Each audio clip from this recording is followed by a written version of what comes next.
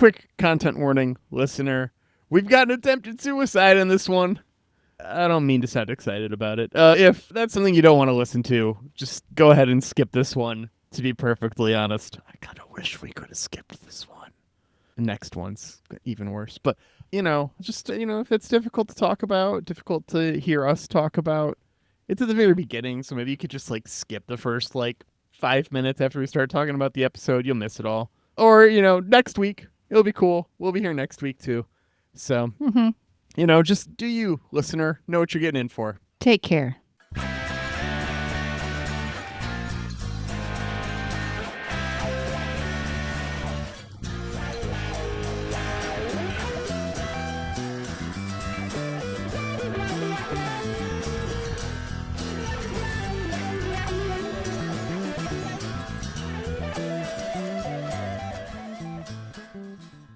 Hello, and welcome to Who Are You? This is a reasonably well done Sci-Fi Watchcast hosted by two former strangers, now friends, who are most of the way through a bottle of wine. I'm Xhafer. And I'm Laura. I almost went and got a glass of wine. It's not too late. Since I knew. Yeah, I knew you were, and I was like, maybe I should, but I don't know. It'll just make me feel bad and sleepy, and I don't want to. So. Well, I mean, it's by the time we're done, it will be an appropriate time to go to bed. Yeah, but I really want to try to stay up and watch Aaron play video games. What's he playing? I really want video games. So. What are we playing right now? What's going on? Oh, friend. Yeah, we haven't talked about this in a minute. What's going on? No, because we haven't played video games for a long time. So long, in fact, that it was this time last year that we played video games. How do I know? Because of the save dates on Dragon Age Veilguard. Oh, we went back to Dragon Age Veilguard. Yeah, we're still not done. I dropped it maybe 15, 20 hours in and never picked it up again. Yeah, really? Yeah. Wow. The story did not grip me. Yeah, the story is a little harder in this one. Inquisition was Inquisition was a solid game. And I think before Veilguard, I thought Inquisition was the weakest of the Dragon Age games. I love me some Dragon Age. Oh, Dragon Age Origins, the first one, is so fucking good. Very good story. Mm-hmm. Dragon Age 2 gets a lot of slack. I thought it was delightful. It's different. The story is good. Yeah. I didn't like the gameplay as much. There was too much, everything's very fast. Mm-hmm. And lots of waves of enemies. Yeah, that's fair. Yeah. Which Veilguard is more like that than either Origins or Inquisition was. It's true. In my opinion. I mean, the gameplay did not really get me in Veilguard. The story could not keep me in Veilguard. And I've got, more than one playthrough of Inquisition under my belt, and that is a long game. Me too. Yeah.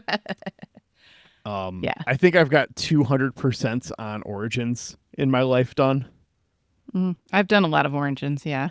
I don't think I've gone back and played Dragon Age 2 since release, to be perfectly honest, but... And see, I really like the Dragon Age stories. I like the lore. I have, I think, all of the books that have been written, with deeper Dragon Age lore. Have we not talked about this before? I feel like we haven't gotten a Dragon Age geek out on, but maybe a little bit last year when you were playing Veilguard, but... Yeah. I don't know if I told you that I have all the books. Yeah. And there is some stuff in Veilguard that because I've read the books, I'm like, oh, this is so interesting. Yeah. But Aaron had no idea because he hasn't read the books. I have not read the books, but I have watched YouTube videos that tell me what happens in the books. Oh. So yeah, I should do that to refresh myself on what happened. But I specifically remembered them. Is this a spoiler? I don't know. It's in Veilguard that the Grey Wardens have griffins now. Yeah. Oh, yeah. They're griffins again. And there was a whole thing in the books about it. How they used to have griffins. Yeah. And then I think they found the nest where these griffins were in one of the books. I remember that part of the plot. Okay. Yeah. So there was more stuff about that. It was good. The Grey Wardens, I mean, as far as fantasy hero groups go, I thought was one of the more interesting. Yeah, Grey Wardens are pretty interesting, especially because it's in Origins, the very beginning is setting up kind of we're this very like black and white scenario, and the Grey Wardens, even though their names are Grey Wardens, they're like the good guys, and then you get deeper into it and you're like, oh, really? Yeah. Yikes. Yeah, it's a bit fucky, but they're fun. Yeah. I mean, The Witcher existed when that game came out. Yes. But was not nearly the popular force that it would become later.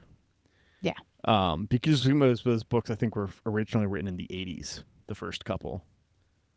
Like, yeah, they're older than you think. Yeah, the Witcher universe is significantly older than you think. But there's lots of that stuff, kind of style of thing. It's not, I don't think it's like qualifies as like a ripoff. Yeah. I think The Witcher is darker. Like, The Witcher is darker, and also The Witcher is not as like focused, right? Like witches are like, we're monster hunters, we hunt all monsters. The Grey Wardens are like, no, these demons are coming. Yes. And the idea of like I don't know, it's a very visceral thing, the like consuming your enemy to know them better. Like, and it will eventually kill you because you did that. Yeah, that is how you will die. Oh, well, if you're lucky, that is how you will die. Right.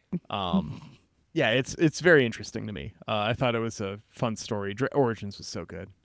I really have been intrigued by the whole Elven storyline, and you know, we're so freaking busy with school and stuff that we put it down, and so now we're trying to finish it. Yeah, and you know, we're just over here talking about Battlestar Galactica season 3, episode 13. Yeah, taking a break from all your worries. Yeah. We should probably talk about that episode of Battlestar Galactica. It is. I don't feel like it's actually taking a break from my worries, though. Like it's distracting me from the news, right? Yeah. But it took me. I mean, I finished my notes on this maybe 20 minutes ago. You know, and so I was writing. My notes get progressively as the bottle of wine gets lighter and lighter. Sure. My notes get sillier and sillier. This is directed by Edward James Olmos. I mentioned that at the end of last episode. Oh, was the last one him too, or no? That's this one. Just this one. Okay. That's right. And I'll just enlighten the listener that off pod. Yeah. After we recorded the last one, Xhafer and I had a little talk because watching this episode made me like irrationally angry at the show. I have a moment where I think I know when it happened. Oh, okay. Yeah, I would love to pinpoint it because I'm not even sure. I just like finished my notes, turned off the show, and like slammed the remote down.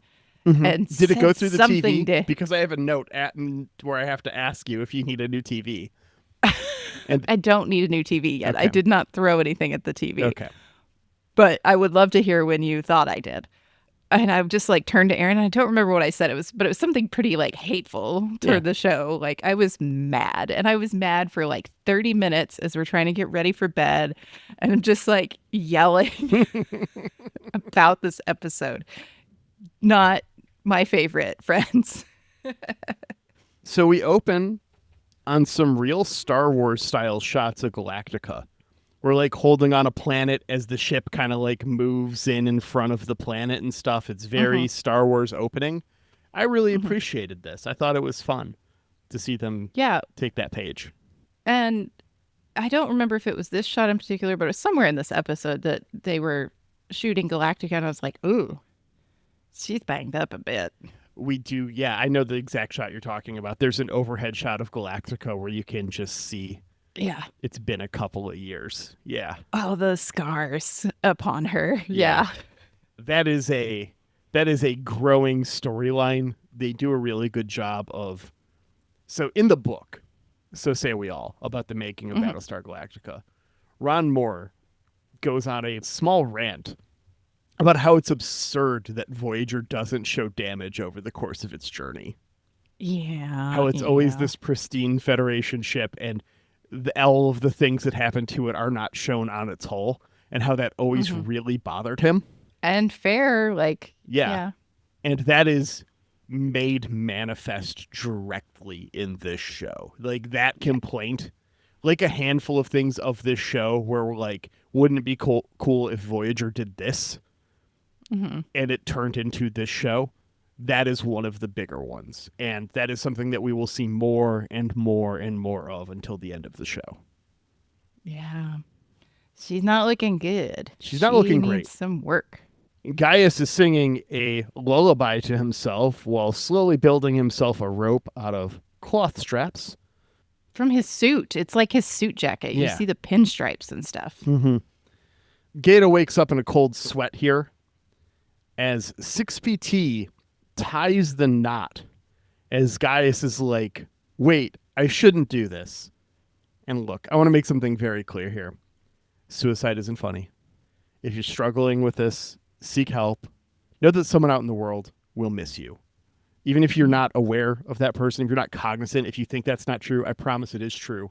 Get the help you need. Don't do it. Somebody Call loves 988. you. Talk to somebody. Talk to today. somebody. Yeah. Please. But Gaius is not hanging himself to avoid justice while a guard just happens to not be looking. The Epstein jokes here write them fucking selves. I don't even have to do anything for you. Look, there is a point later in this whole episode, I don't know, 20 minutes, 30 minutes in, where Ty's like, oh, I'm going to install some cameras in there. And I'm like, you fucking don't say. You don't say. Man, what a genius fucking idea. Good job. Ugh. So 6BT lulls him to sleep as he sees himself waking up in a Cylon resurrection pod. Oh, no. Oh, wait. Are you using a euphemism there? No.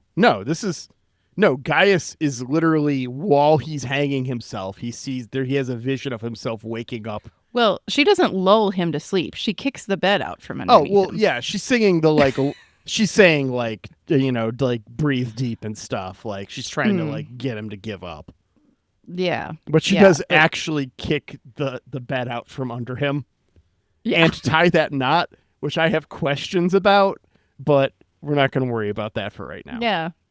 Is 6PT real? Question mark. Is Gaius just doing this stuff? I mean, that typically is the case. We've seen other instances where we've seen 6PT do something, but then it cuts to reality and Gaius is doing that thing. So yeah, like him signing the paper. Yeah. The execution orders or whatever they were. Yep. And when he wakes up in the Cylon resurrection pod, how much did you scream? I didn't, because I saw this coming. Like I was like, you knew? No. Yeah, I was like, there's no way this is real. Okay, I can probably skip my bit about asking the listener to go to our merch store so that we can buy Laura a new TV then. Yeah, okay. I didn't fall for this one. All right. I'm still like, no way. There is no way Gaius is a Cylon.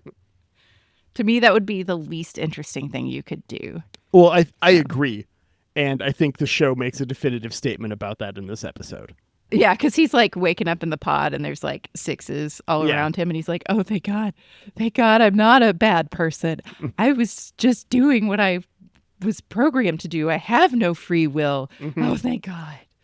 And then they're like, actually, no. They start like scratching him up a bit. Yeah. Yeah. And they're like, no, you're just a dead ass human, you dumb bitch.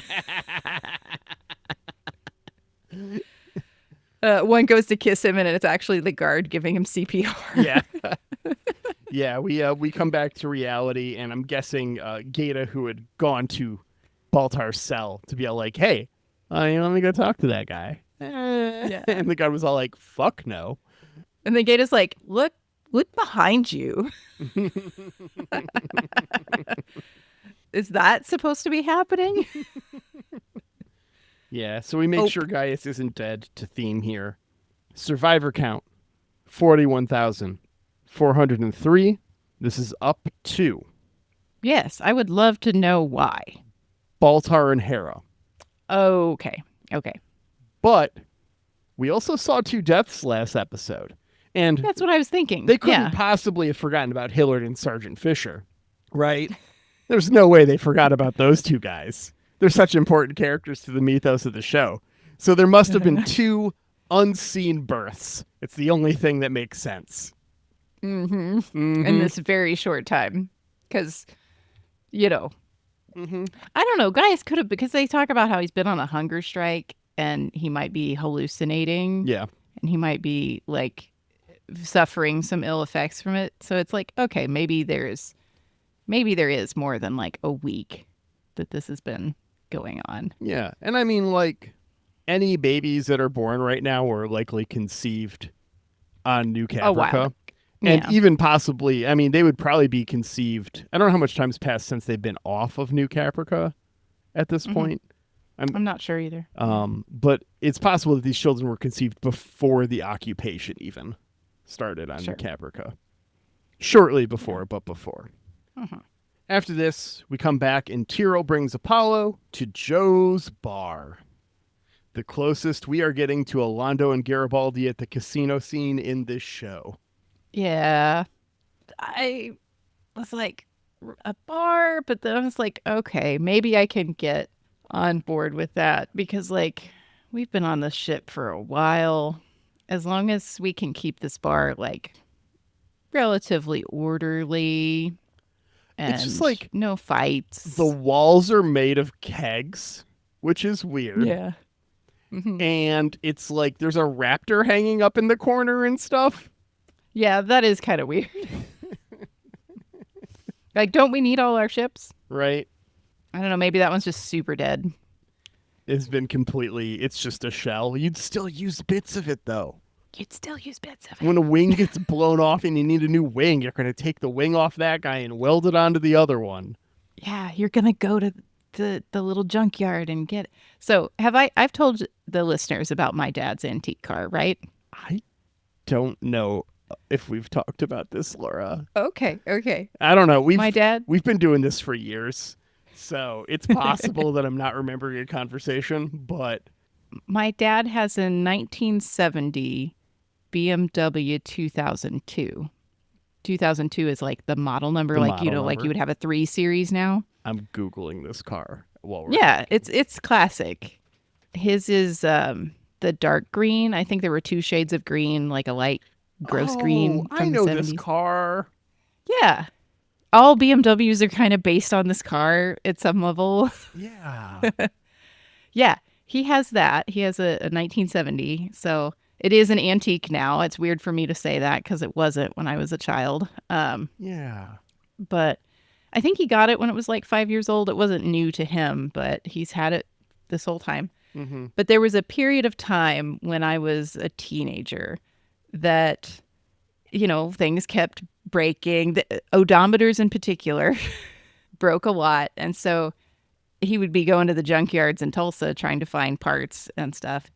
And he bought someone else's light blue BMW 2002 that had like totally died. And it just sat in our front yard for him to pick parts off of whenever he needed it. Hell yeah. So, yeah, we were super classy. At least his like junk car for picking parts was a BMW, I guess. I want you to know that of every conversation we've ever had, that's the most Southern thing I've ever heard you say. Right. But it's still weird because it's a BMW.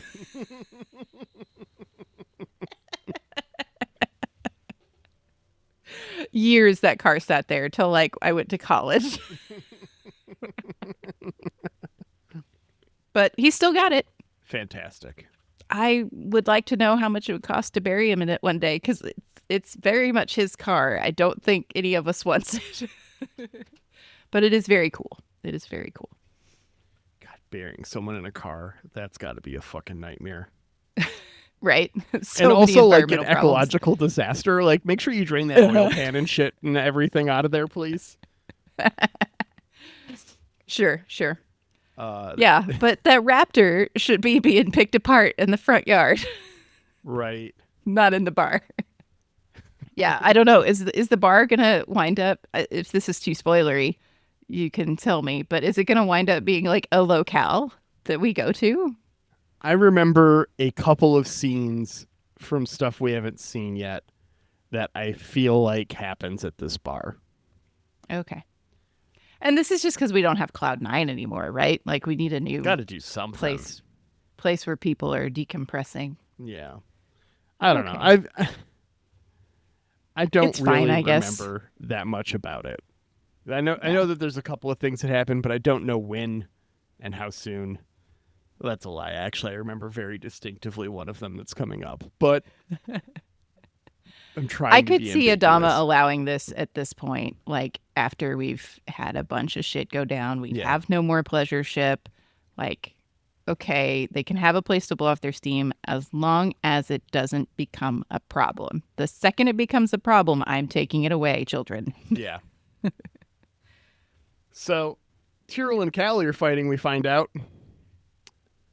Yeah. They toast to marriage, the reason why we build bars. Okay, boomer. Oh, wait, her marriage is happy, so they're not here. Yeah, I was like, that's a very boomer thing to say. I think that joke worked better in my notes. No. I don't know why people do that. It's so fucking weird. I don't know if it's just, like, the modern sensibility of making jokes about your marriage being terrible being just so blasé. Yeah. Or if it's really just so fucking sad that I just don't have a way to just deal with it. Because it is so fucking sad, this statement. And, like, in the 80s and 90s, that's what Married with Children was all about. Like, that was the whole premise of the show. And it's so weird to me. I don't know. Yeah. Not my thing. But yeah, I wonder if the Callie and Tyrell fighting is going to come back. I wonder if that's going to be a thing. Maybe. You're trying out the I'm trying drop out the for maybe the face instead of the face. Yeah. Yeah. Like I said last episode, it's not really the visual medium is lost on the listener. So we cut to Coddle, Ty, and Roslyn and Gata. Gata's not really in this discussion though. He's just present, talking about Baltar's hunger strike maybe causing him to be mentally and physically unwell. Yeah. Rosalind tells him to force feed Gaius. Yeah. And this is where Ty is like, put a camera in that cell, like, bitch. Oh, okay. It wasn't even as long as I thought. Yeah. It was like, come on. Like, because I assume, maybe this is too strong an assumption, but you would think that they would have made all the cells like into Cylon-proof cells. Like, as they were going. Maybe they have some that aren't, but I was like, you got to have cameras in all those bitches. The only explanation I will accept, and I've gone on record as saying I hate doing this. This is me making excuses for a show and making things work for it instead of it telling me how it works, is if they were worried about the Cylons being able to, like, hack the cameras and get into other stuff. Oh, yeah, like you can use the camera to network into something. Like, even if that's completely actually unreasonable and they just didn't know. Yeah. There's no, like, thing for Boomer to plug into her fucking arm or something, in that camera. But if they were worried about that, so they didn't do it, and that's why there's no cameras in those cells. If they, like, took them out when the Cylons became a problem because they were worried about it, that is the only explanation I will accept. Unless you've got a good one, listener. If you got a good one, get in the Discord and throw it at me. And yeah, tell me. I'm open-minded. I'd be happy to hear it because I was a little bit incredulous at this. And maybe this is where the episode started crumbling for me, but I don't know. But Ty is going to go handle that. And Rosalind is like, hey, Gata, why did you want to talk to Gaius exactly? Like, if you had a thing, you'd tell me, right? Like, if there's a reason you want to talk to Gaius and not want us to know, maybe go in the middle of the night, go see if what's going on. Like, you'd say something, right? Like you'd say maybe if you were going to try to lie and say that you had clearance to do that, like you would tell us. Seems a little weird. Gata. Because we, like, barely trust you right now. Like, we know you were the informant, but we don't really trust you before that because you're kind of working with them. And if anyone kind of knew some shit, it might be Gaius. And you tell us, right? You tell us. Yeah. Yeah. And Daddy Adama says, like, hey, stay out of this. Get the fuck away from him. Yeah. I mean it. Lee gets home and he's drunk as fuck. But I will call out, he's straight Kirk in that uniform, which I fucking love. We don't see a lot of this in Battlestar Galactica. Now, listener, you might be wondering what I mean when I say straight Kirk in a uniform. I might also be wondering. Very specifically, in the motion picture era of the original series, not the motion picture, but the Wrath of Khan forward, the big maroon uniforms, they've got those double-breasted uniforms that go crossover. Kirk will always leave a flap open. He's got the flap open. And he's got a flap open on a double-breasted uniform. This is straight Kirkin. That's what this means to me. This comes... I've used this a lot over the years, but whenever I see someone in this style of military uniform and they've got the one flap open, they will forever be straight Kirkin to me. That's what this means. So yeah, and it looks good. Yeah, it looks good. Hell yeah! Even though he's like drunk as a skunk, and Dee is like having a very classy glass of wine and like working on her paperwork. Yeah, she's doing shit. She's like, busy. You're boss babing it while he's out here carousing at the bar with his buddies. It's just like kind of sad. Yeah. It's just sad. It's very chilly in this conversation. Mm-hmm. It's not great. She wants to have dinner like a real married couple tomorrow. And Lee's like, yeah. And immediately snoring. I am jealous of the speed at which he falls asleep. I know that he's like a drunken fucking mess here. And to be honest, I'm about to finish this. I think this is my 4th glass of wine, so I'm kind of feeling it. But my lips feel a little numb. I don't know if I'm slurring. I might be slurring a little. No? Okay, fantastic. I don't think so. I'm glad I can keep my enunciation in a state of inebriation. Regardless, I'm jealous of how quick he falls asleep. I don't fall asleep this quick, even after I have a CBD tea with a little bit of bourbon in it. Like, it is impossible for me to fall asleep this quickly. And I'm someone who falls asleep quickly, I found out. So, cool. This is like immediate. This is the dream. I hate sleeping. I don't know if I've told you this, probably at some point.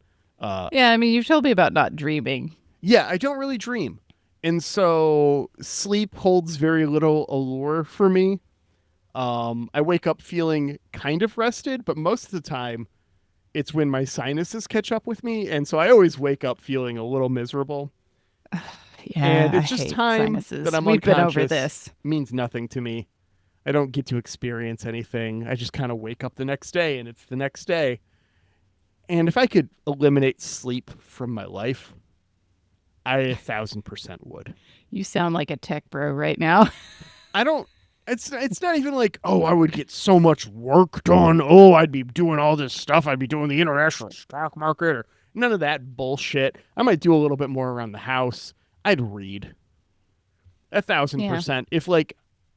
If I did not need to sleep and the world still shut down for 8 hours during the night, I might have a favorite 24-hour diner that I hit up every once in a while. Yeah, that'd be fun, wouldn't it? But mostly, I would just read. It's all like, I can't do much else with my time. That sounds perfect to me.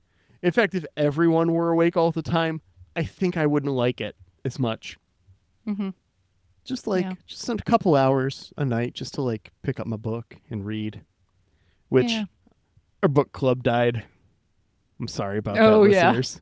We tried. Maybe we'll start booking again. I am in the middle of trying to start one with some of my college friends right now. Much smaller group, much easier to kind of coerce them. Do you think it's the Asimov that did it? Well, I mean, Asimov's a tough read. It's a tough read. Maybe. I don't know. I did read Contact. I just did it behind you guys. Yeah. And that one was pretty good. I was like, I feel like a more well-rounded person for having consumed that book. It's a good book. I got a couple on my to-read list right now, but I am about to start reading Doc by Mary Doria Russell, which is a fictional book based on the real person Doc Holliday. Oh, interesting. So it's kind of like historical fiction-y. It's kind of based in reality, but it is definitely not like nonfiction. Yeah. But I've got Slow Gods and There Is No Anti-Memetics Division in my to-read list right now as well. I like the title already. You've hooked me a little. Yeah. They're both very noteworthy sci-fi books that were published last year that I just haven't read yet. So, yeah. Cool. After Doc, though. I don't know, listener. If you want to do book club with us, get in the Discord and just suggest a book, and I'm sure a couple people will buy in.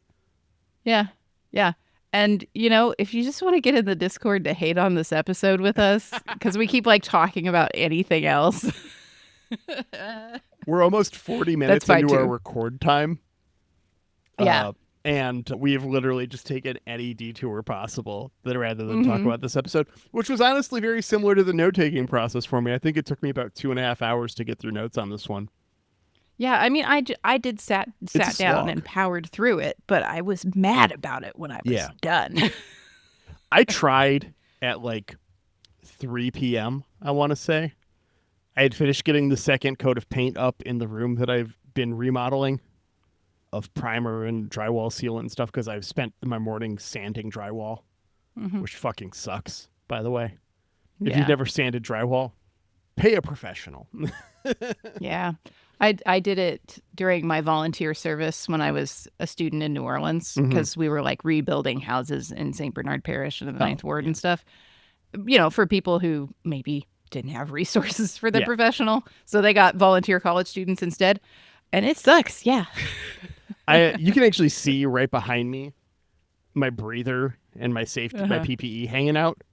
Yeah. That breather has been with me for this whole project so far. And those are fresh things on it. I am terrified I'm going to crack them open in a day or two here and see how much shit didn't go into my lungs. Yeah. And I'm kind of scared because I did gonna be a lot. Yeah. 500 some pounds of insulation in my attic with that breather as part of all this and all kinds of shit. I've done a bunch of fiberglass work, drywalling. It's been disgusting. So maybe I'll take a picture and put it in the Discord. Hey, speaking of disgusting, we're going to go back to Gaius now. Oh, yeah. Perfect. I don't know where we are in this fucking episode anymore. So Rosalind gives Gaius his glasses back. Yeah, she brings him his glasses, mirroring what he did when she was in jail in New Caprica. She says she doesn't want to see him suffer. Yeah. And he's looking very Jesus-y. She lights a J and passes it over to him. I thought that was classy. Yeah. And she doesn't want to see him suffer, but he's very looking like Jesus. Yeah. She questions him not just about New Caprica, but Old Caprica and working with the Cylons back then. And she is just the most pissed. This degrades very quickly to her throwing pictures of dead people from New Caprica at him. Yeah. Who took these photos? I mean, they had to be people in Baltar's administration. Maybe they were just sitting on Colonial 1. Oh, maybe, yeah. You know? And she went through all his shit, so she's seen him. That makes a lot of sense to me. I'm willing to buy that. Do you think they clearly have digital camcorders, but I don't know that we've seen a digital camera. Yeah. They gotta be there, though. Anyways, she tells Ty that it's time for the airlock, invoking the Rosalind directive here. Time to airlock this guy. Yeah, maybe this is where I started to turn on the episode. Yeah? No, I don't know. Because I was like, this is too early in the episode. Clearly, we're not going through with this, and I don't think it's going to do anything. And hey, guess what? It doesn't. You're right. Yeah, you called that. Yeah, they're like dragging him to the airlock, and he's screaming about a fair trial, which is like, again, super rich guy. Like, how many people got a fair fucking trial on New Caprica, guy? Okay. And you were Like none. okay. I know that he wasn't in charge anymore. Yeah. But he was ostensibly in charge. He should understand this better than anyone, that like I'm probably the one guy who doesn't get a fair trial, and that's how it's gonna go. Like if anybody doesn't get a fair trial, it's gonna be me. Yeah. She's dragging him past the wall of the lost and asking if he knew any of these people who suffered because of him. Because she's pretty sure that his involvement with Six got them something. And he grabs a picture of someone and says that used to be his lab assistant. Mm-hmm. And that this person, he introduced him to his wife and he would never hurt this guy. And they keep pulling him onto the airlock anyway. This is bullshit, right? Yeah, I was like, do you believe any of this? Not a word. Not a word. Because, like, how many millions of people were supposed to have been on Caprica? Yeah. And this one random guy on Galactica's wall was your lab assistant? Also, like, so does this mean that someone else knew this dude? So someone else survived who happened to know this dude and put this up? Uh-huh. Which is somehow more believable than Gaius putting this photo up. Mm-hmm. Yeah. Yeah, Gaius didn't put this photo Yeah, up. exactly. No. Yeah, this has got to be bullshit. It makes me want for Rosalind to be like, okay, I'm going to find who on this ship knew this guy. And see exactly what they say about him. Yeah. That'd be super fun. Super petty, and I'm here for it. Yeah. They carry him off. We cut over to Adama's office where we find they didn't airlock him. And we need a weird plot with him still. Laura, what weird plot do you think we're going to get with Gaius if he makes it to season 4? Am I supposed to make up a new weird plot with Gaius? Yeah, just make up a new weird plot with Gaius. We just need a new one for season 4. Go ahead and pitch something for me. Real quick. Gaius sleeps with Kara Thrace. Oh, that's already happened. That's already happened. Okay, wait. And he was kind of in love with her. Damn. I was going to say he's in love with her now. And 6PT was already kind of mad about that. Yeah. Leoben's very obsessed with Kara Thrace. Yeah. What if they're both like vying for Kara? You want Leoben and Gaius to both vie for Kara in to season be 4. like trying to love triangle, but Kara doesn't want either of them. That would be kind of funny. That could be kind of funny. Anyways, Papa Dama has an idea here, though. They have this super anxiety serum.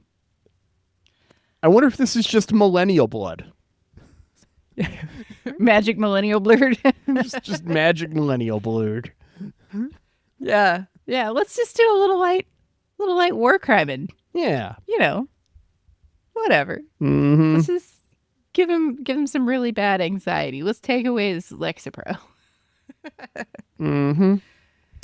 After this, we cut over to Kara and Anders, where they talk about Kara Thrace and her special destiny, and how it sounds like a cover band. And you'll be pleased to know, I checked, and I found a cover album named Kara Thrace and Her Special Destiny. It has a single cover of a New Order song, Leave Me Alone, from 2014 on it. That's fun. I listened to it. I prefer the original. Okay. That's fair. It's not a good cover, but I'm glad it exists.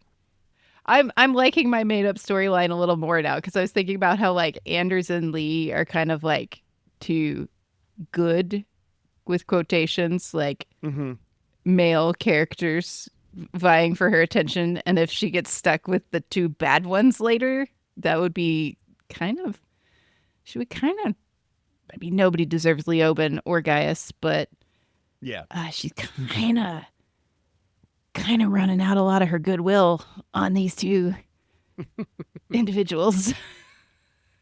We'll talk more about that at the end of the episode, though. Yeah. Yeah, he asks her if she loves Lee. And Mm-hmm. she's like, maybe? And Anders is like, well, if you love him, then you should go be with him. Yeah. Go away, Go do that instead, please. Yep. So then we gotta flippy floppy and find out what's going on with Lee. Mm-hmm. They just get back from dinner here. Oh, are they getting back from dinner? I assume based off of their dress. Oh, I thought he was just getting home. And he misses and he's dinner. Like, I'm going to go to the bar instead of dinner, or... fuck him. Oh, I thought that's what it was. Honestly, it could be either way. I don't think they say anything about it. And if it's him getting off of work and she's getting ready for dinner and he goes to the bar, then just fuck him. I think that's it. I think maybe he's like, I'm just going to go have a drink before dinner, or he's just forgotten and he's not going to dinner. Honestly, given the way that he handles the rest of this, just fuck him anyways. Because he's all like, there's no problems here. The only problem is your insecurity. Fuck you, dude. Man. I was very, very angry at that. As you should be.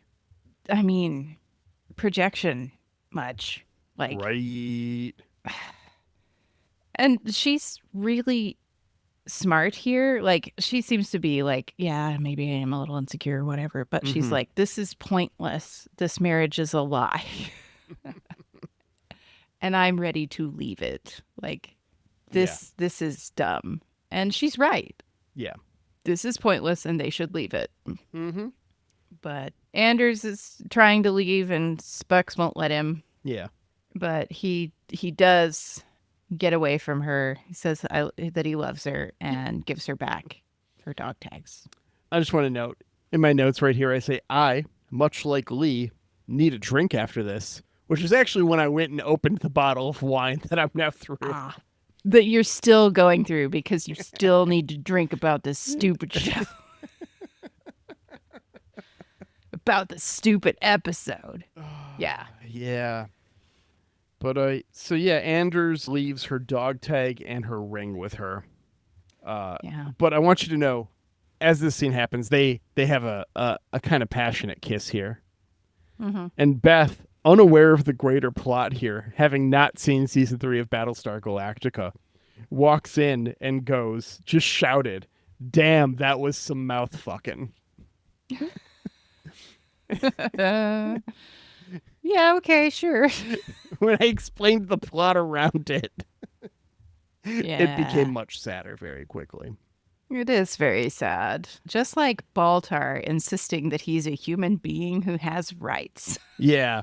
That doesn't matter, though, as Cottle gets the Millenial blurred ready as they put him in the thing from A Clockwork Orange. Yeah. This head strap and everything. Yeah. Baltar's mental state here is visualized by him floating alone in a great body of water that totally isn't a hot tub, guys. He's doing the Christ again. It's a big hot tub. Yeah. He's doing the Christ, full on, arms out, legs out. Mm-hmm. He's even wearing like a linen blend shirt. Yeah. Like, okay. It's a bit much, air quotes. Yes. Especially because we've done this before. Mm-hmm. But I suppose all this has been done before and will happen again and whatever. So that is kind of the thing. Kara asks Lee if she leaves Sam, if he'll leave Dee. Like, bitch, didn't you both just get left? This is so stupid. So I hate this scene, but I love how this scene was shot because they're in the like pilot debriefing room and there's something on the projector and it's putting these blue and red lights on their face and it feels very Blade Runner-y to me in a way that can't be on accident for an episode directed by Edward James Olmos. It's true, yeah. And so I'm like, okay, like I hate this scene and everything that's happening right now because I hate what the characters are doing to each other and themselves, but I can also recognize this is a very well shot scene. Yeah. And the content of what's happening, like Lee was the one who was like, we should do this the right way. We should leave our spouses. We should be together. And now Kara's actually proposing that. Yeah. And he's like, oh, but you're so fickle. Are you just going to leave Fuck again? You, Lee. I fucking hate Lee. I'm so mad. I'm so mad. This plot is a lot of my mad about this episode. It's not all of it, but it's a lot of it. That's fair. That's very fair.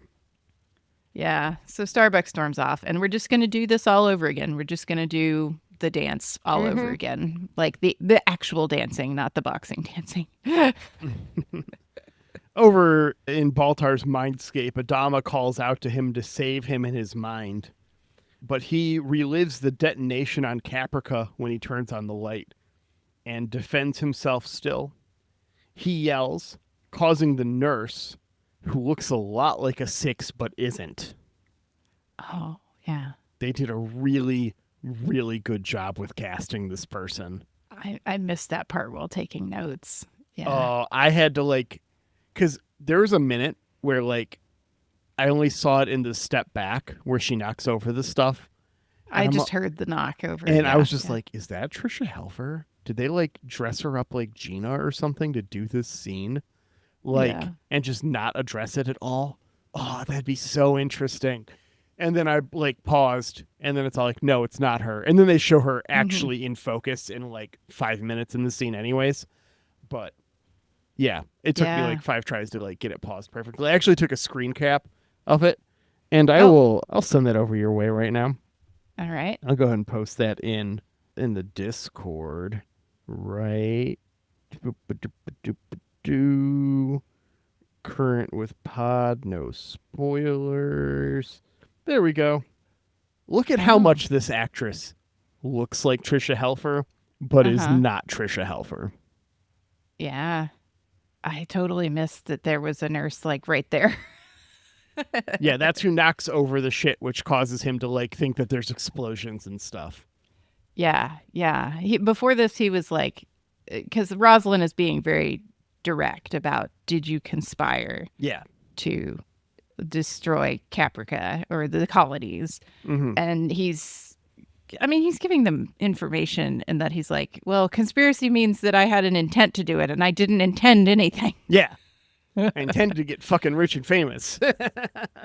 Yeah. So he can't be responsible because his intent was fine. Intent over impact. Right.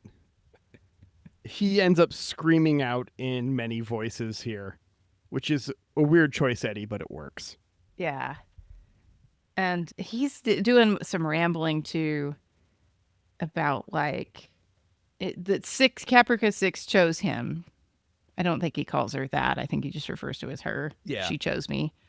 And he doesn't know if she's an angel or a demon or real or inside his head. And I was like, well, I'm glad, because none of us know either. Yeah, we're all kind of in that same boat, Gaius. That's cool. Yeah.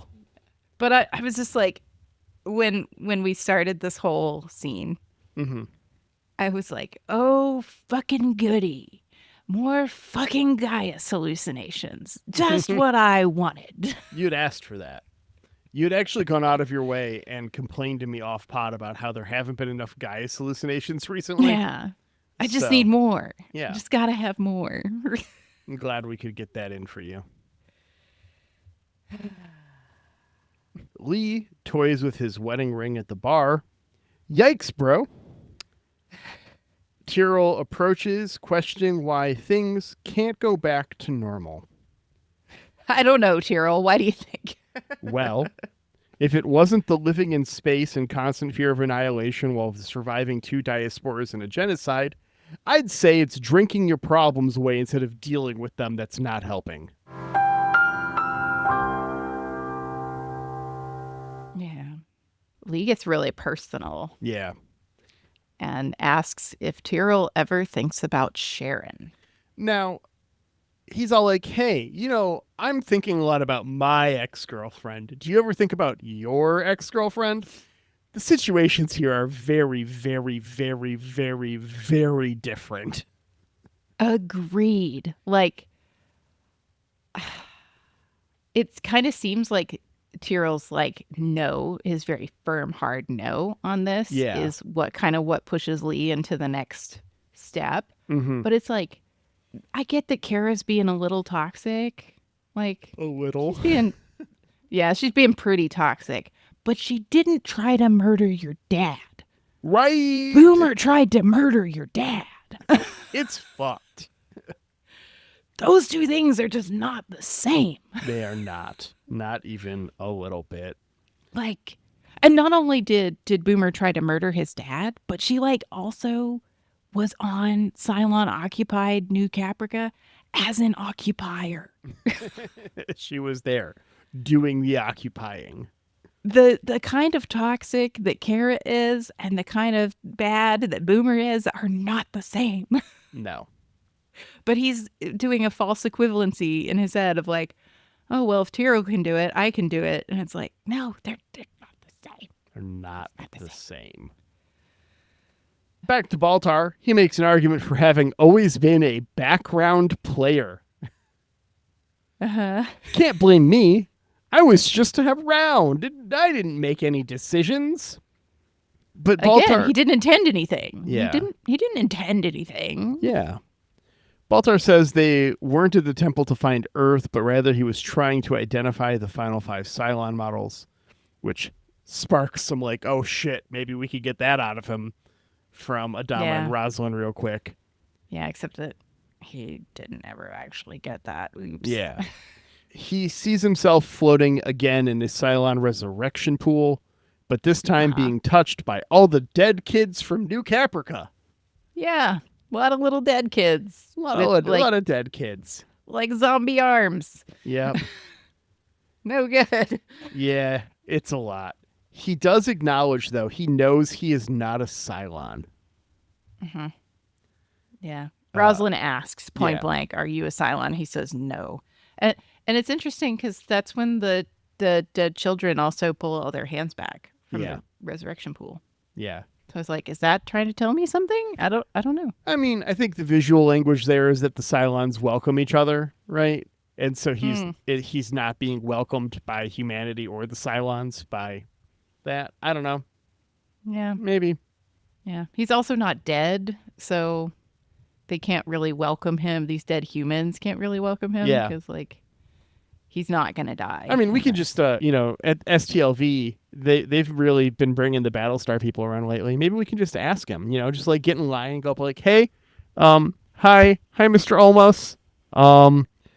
I was just wondering, in Season 3, Episode 13 of Battlestar Galactica, which you had directed, there's a moment where Gaius Baltar is in the Cylon resurrection pool, but he's surrounded by dead children from New Caprica, and when he says he knows he's human, they ignore him.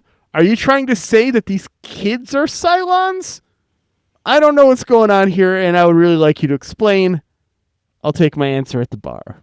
Yeah. Exactly. Steal that bit. It's a great bit. It's a good remorse. bit. Also works really well for Battlestar. It's one of my favorites.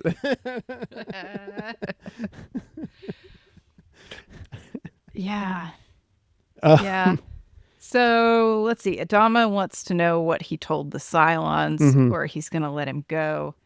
But one of the dead girls submerges Gaius in the goo and then like into the water. And he's just, it seems again like Gaius is just like, fuck it. Like, let me go. Yeah. At this point, Lee is drunk and gets shouldered by some huge friggin' guy. Did he get shouldered by that guy, or did he shoulder the guy? A little bit of both, but the height difference made me Google it, and Jamie Barber is 5'9". Yeah. And I think we looked this up before. We did. I thought he was taller. Yeah. Yeah, and I just want to reaffirm as the tallest Battlestar Galactica podcast on average, which I think probably is true. I mean, it very well could be because we're both about 6 foot, right? So on average, we're 6 foot. Yeah, you are taller than me, and I am 6 foot exactly. I'm a little bit over when I get on my reclined thing and I fix my back from compressing on it on itself. Stretch your spine out a little. Yeah. Well, it's injured. I've got problems. Yeah. Too much sword fighting, not enough stretching. Yeah. Not a recommended practice. There's been times when the physical therapist checked my legs and was like, oh, these aren't the same length. Let's fix that. Oh, You can ask Beth about it in Cool Girls chat. I have to have her pull my leg out sometimes. Yeah. Yeah. Yeah. I've got some cool things that you can do to, yeah. I have one of those inversion tables, and I found that if I get in it with strapped in just my bad leg that I need to stretch out, I can really get it out of its not out of its socket, but into the part of the socket of my leg it's supposed to be in. That it's supposed to be in, instead of the part where it is normally. Did I tell this podcast about my dad's hip replacement? I think so. Okay, well, I'll remind everyone. My dad had a hip replacement earlier in 2024, and the surgeon had to make some last-minute adjustments to fix the length of his leg because his leg was a couple centimeters shorter than the other one. Yeah. So his hip replacement was a little extra expensive because they had to even out his legs. Yeah, mine are fucking bad. I have to pull it out at least once a week. Yeah, it's real. It's like that. I have a shoulder that I dislocated about maybe 7 or 8 years ago. That sometimes when I'm disc golfing, just to hit everything that we like to talk about on episodes in a single episode for your bingo card, Ryan, sometimes I will like pull my shoulder out of its socket a little bit and have to like reset it up against a tree. Yeah. And it's the same with my leg. I don't know if I got loose joints or something, if there's a problem there. My sister is 4 years younger than me and has early onset arthritis. So it might be a genetic thing. Yeah. I don't know. Yeah, it's true. Well, do you think we're going to owe Ryan something for filling out his bingo card? Shit. We sent him a mug from our merch store from his joke, so I think we're fine.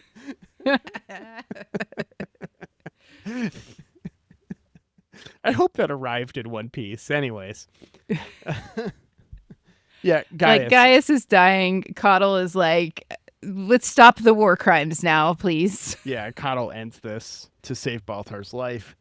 Ty, Russell, and Adama debrief in his office. They tried the stick, time for the carrot. At this point... is just wild to me. Like, I don't know. Okay. This is still the early 2000s where interrogation totally works, you guys. Yeah, okay. Torture totally works, so we should just do that. Never gets you anything bad. Yeah. No, people under duress will only tell the truth, it turns out. It's crazy, right? Mm-hmm. Not just lie to make the pain end.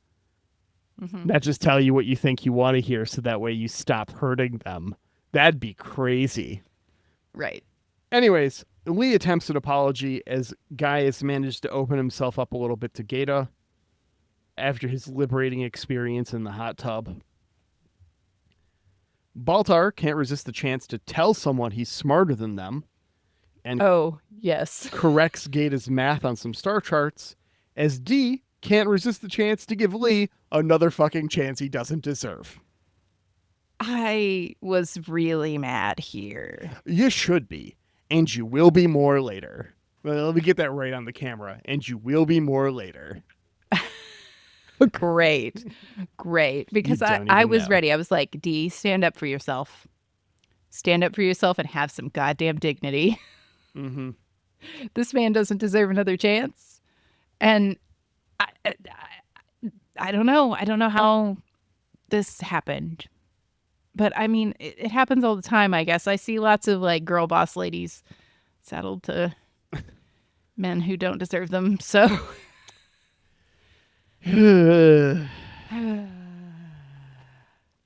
Baltar finds the camera in his cell and no longer trusts Gaeta.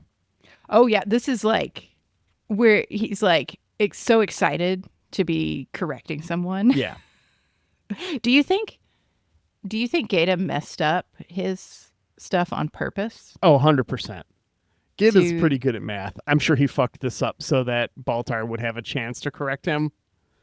Yeah, he probably knows how to play Baltar a little bit after spending a year. I would hope so. Yeah. Yeah.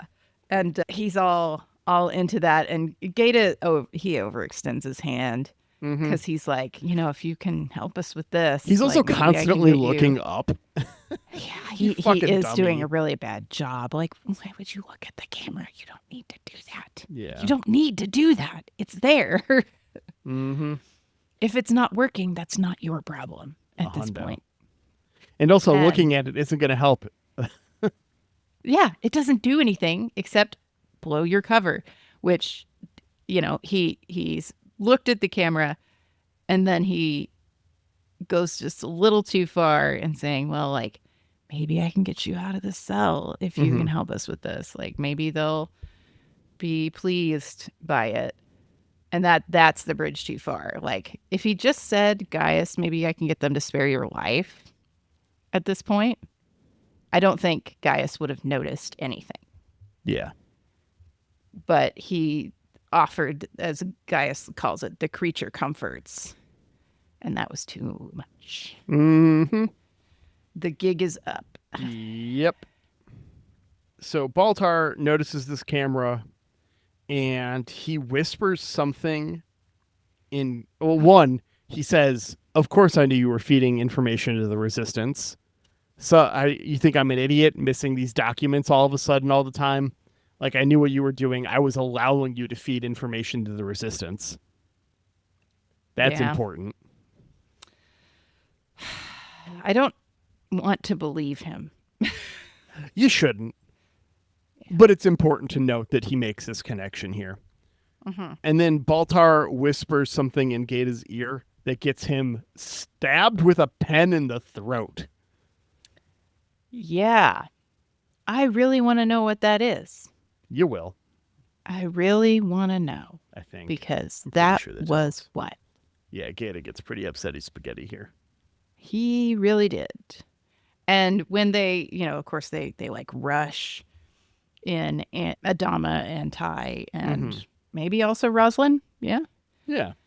And he tells them, I have to kill him. He's too dangerous to live. And I'm like, that's interesting. It seems, he is too dangerous to live. Like, we know that as like the audience. Yeah. But like, is he just very personally dangerous to you, Gaeta? I wonder why that would be. Because, like, you were the mole, so that gives you a degree of protection from some things. Yeah. Unless there's something really specific and bad that you did. We'll see, probably. Huh. Yeah. Rosalind distracts Gaeta as when they run in so that Adama could just fucking one-punch knock him out. This is very good. I did like that because this is classic, like, Rosalind Adama. Like, Rosalind is here with the distraction. And she's perfect because this is how I feel too, Rosalind. She's like, look, I also want to kill this guy. I totally understand why you want to kill this guy. And she's just kind of dialoguing that a little bit. And then we get the, like, punch. Gotcha, from Adama. bitch. Yeah. So good. Because I believe every word she's saying. She's like, yeah, I'm not just trying to, like, stop you with whatever lies I can think of. I'm telling you my real feelings. So we get Gaius and Medbay. 6PT checks in on him. Rosalind isn't satisfied without an admission of guilt from Gaius. Adama says that his victim complex will always prevent an actual admission of guilt. Yeah. He offers to airlock him, but Rosalind commits to a trial. He's human. He gets a trial. Okay, fine. Whatever. No, you want this trial. Trust me. This trial's so good. Okay. This trial is not just the highlight of this season, but a highlight of the show. The trial's so good. Okay. All right. So we had to have a talk after the end of last pod, Alf Pod, because I was so mad about this episode. And you had to, like, reset the expectations for a little bit. We've got a couple stinkers coming up, including the next episode is the worst of this season and considered to be the second worst episode of the show outside of Black Market. Yeah. I needed that, like, expectation reset because I think that having the things that Rapture set up, like all laid out on the table in front of me, and then having this episode where pretty much none of that is dealt with, pissed me off real bad. That's fair. Yeah. And then we have, as we're like not going anywhere with Gaius, like, okay, we're getting some admission of things that we, the audience, already know. You're just like getting Adama and Rosalind up to the same page. Yeah. Like, we're getting that happening. We're also getting the Lee and Dee and Starbuck and Anders bullshit just continuing to be bullshit. Oh, God. Nobody's making any progress. Yep. This episode felt like nothing happened to me. I mean, most of the stuff that happens with Gaius and Rosalind. Those are the characters. And then that there's have the stuff. Gata thing at the end. The Gata thing is new. The Gata thing is new. Yeah. But it felt like 40 minutes out of 45 was nothing to me. So with that in mind, how do you rate this episode? I think I gave the last one 5 or 6, right? I don't know. This one, if we agreed on 6 for the last one, I gotta give this one like 5. Yeah. Like, to me, it was a step down. Like, Laura, I'm going to disagree with you so hard here. Oh, okay. This episode is slow. This episode was a slog. Like I said, I think it took me 2.5 hours to get through notes on this episode. That is an hour longer than normal. And as evidenced by our conversation, we were literally willing to talk about anything besides this episode. For an episode where not a lot happens, for us to have 75 minutes plus recorded right now is rare. Yeah. And it's because we were going on tangents. We were talking about other stuff, which was fun, but it's because we were talking about other stuff, not this episode. Yeah. Yeah. That said, there's lots of setup here. There's lots of things that seem like they're not important that are important. There's lots of stupid shit with Kara and Lee and Dee The and quadrangle. Anders that fucking drives me mad. Yeah. But I have to say, of everything, this episode was beautifully shot. This was a very well put together episode. All of the stuff there's lots of fun stuff with lighting. There's lots of fun exterior shots. There's lots of fun, just like ways things were kind of stapled together that I really appreciated from a cinematography standpoint. And all of that, and also knowing that this next episode's going to be a stinker before we get there. Uh-huh. I'm going to put this at 8 out of 12 colonies. I'll accept that. Okay. I had a really visceral emotional response at the end of it. I mean, that's but there good. was art in it. Yeah. Yeah. So, okay. Yeah. I needed the expectation reset, though. Yeah. Like, if we'd been able to have a conversation, you'd be like, now, some of this stuff is a slow burn. Yeah. Give it a few episodes.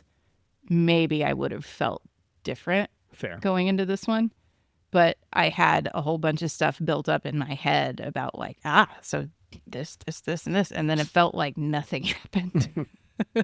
And I was pretty annoyed that like she mentions Caprica 6 very early in the episode. Mm-hmm. And him like, she knows that she saw him with Caprica 6. She's on the ship right now. She's on the fucking ship and no one ever mentions it. Like, I could understand maybe they don't mention it to Baltar if he wasn't there when, he was knocked out. Mm-hmm. Like, so he doesn't know yet, but maybe they could have talked to each other about like, hey, we should really have some more conversations with the 6. Yeah, for sure. Know?